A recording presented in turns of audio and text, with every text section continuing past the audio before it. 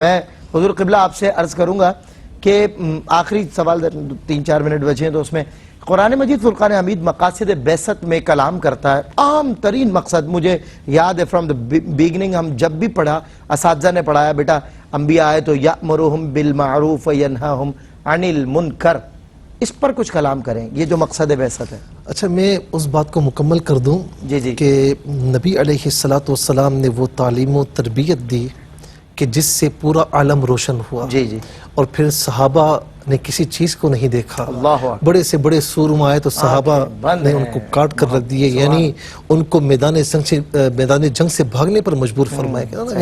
ٹل نہ سکتے تھے، اگر جنگ میں اڑ جاتے تھے، پاؤں شیروں کے بھی میدان سے اکھڑ جاتے تھے. دشت تو دشت صحرا بھی نہ چھوڑے ہم نے، بحر ظلمات میں دوڑا دیے گھوڑے ہم نے.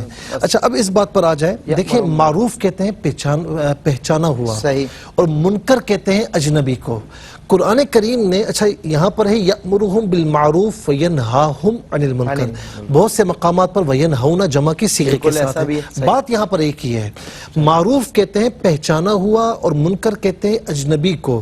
قرآن کریم نے جہاں پر بھی یہ معروف استعمال فرمایا اس سے مراد فطری امور ہیں جن کو فطرت نے پہچانا ہے. اور جہاں پر منکر موجود ہے تو وہاں اس سے مراد غیر فطری امور مراد ہے. اچھا نبی علیہ السلام اس انداز میں لیں کہ نبی علیہ السلام کی جو دعوت تھی، چاہے وہ عقائد یا چاہے اعمال کے فکر کے اعتبار سے، وہ فطری امور پر مشتمل تھی، اور آپ نے غیر فطری امور سے اجتناب کرنے کا حکم دیا.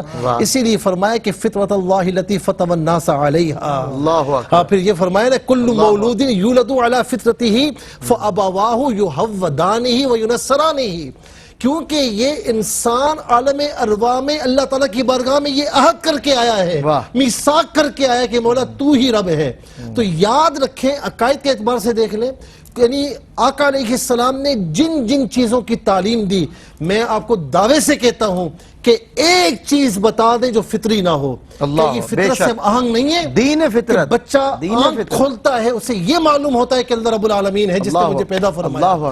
اور انسانی فطرت سلیمہ اس بات سے اجتناب کرنے کا حکم دیتی ہے کہ ایک کے سوا اوروں کے آگے سر کو جھکایا جائے. نماز، روزہ، حج، زکوٰۃ، سچ، امانت داری، یہ تمام کے تمام جو احکامات تعلیمات ہیں یہ ساری فطرت پر مبنی ہیں، اور جس کے اگینسٹ ہیں وہ منکر ہیں، اس سے حضور نبی کریم علیہ السلام نے منع فرمایا ہے. میں آخر میں یہ بات کہوں گا کہ دیکھیں، یاد رکھیں کہ کوئی شخص اگر فطرت سے ہٹنا چاہے تو اسے فطرت پر لایا جاتا ہے، اور لائے جانے میں دیر نہیں کرنی چاہیے.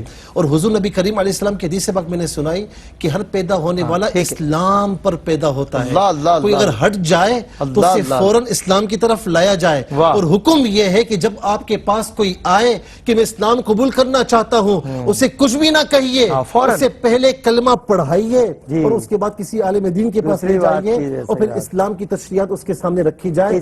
یہ نہیں کہ جی ہاں تم اس سے پوچھ لو، اس سے پوچھ لو، ایسا کچھ بھی نہیں ہے، کیونکہ فطرت یہی ہے کہ اسلام میں داخل ہوا جائے. اسلام کو قبول کرنا ایک بہت بڑا اقدام احسن ہے، اور اسے آسان بنایا جائے، اسے آسان ہی رکھا جائے. یہ ہمیشہ سے آسان تھا. کوئی بھی اگر قبول اسلام چاہتا ہے فوراً اسے کلمہ پڑھوایا جائے. میں بھی اس بات کو سیکنڈ کرتا ہوں. ان کا جود و کرم دشمنوں کو اما، دست اعجاز دے کنکری کو زباں، حق نے بخشی انہیں حکمتیں لازوال، روک دیں تو حرام، اذن دیں تو حلال، کس کا اوج کمال، میم ہا میم دال. السلام علیکم ورحمۃ اللہ.